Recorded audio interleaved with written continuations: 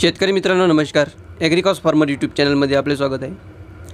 कामगंध सापळा शत्रू किडीच्या नर पतंगाला पकडण्यासाठी वापरण्यात येणारी वस्तू.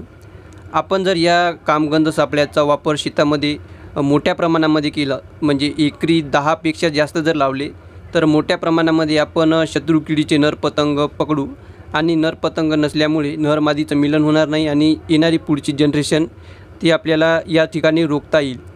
तर याचा फायदा आपल्याला खूप जास्त होतो अमावस्येच्या आधी जर वापर केला तर. कारण की अमावस्येच्या आधी आपण जर नरपतंग पकडले तर अमावस्यानंतर किडीचा आपण बराचसा बंदोबस्त करू शकतो.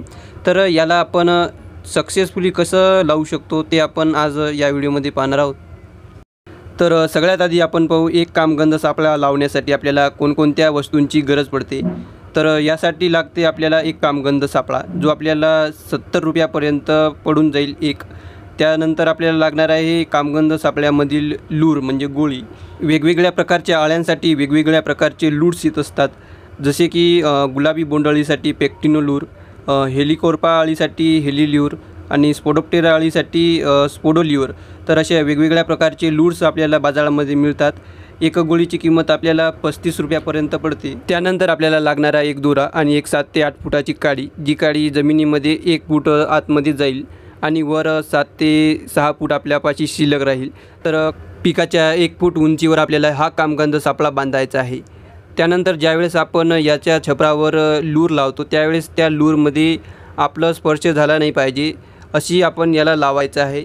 जर गोळीला आपलं हात लागलं तर या कामगंध सापळ्यामध्ये आपली कीड जी आहे ती येणार नाही.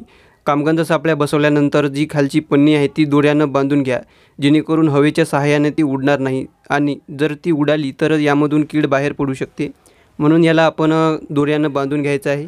सापळा बसवल्यानंतर दररोज आपल्याला याच्यामध्ये पडलेले जे नरपतंग आहेत ते बाहेर काढायचे आहे. कारण की जर याच्यामध्ये जास्त दिवस राहिले तर याच्यातून वास येईल आणि जे येणारे पतंग आहे ते येणार नाहीत. तर दररोज साफ करायचं आहे आणि दररोज याच्यावर लक्ष ठेवायचं आहे.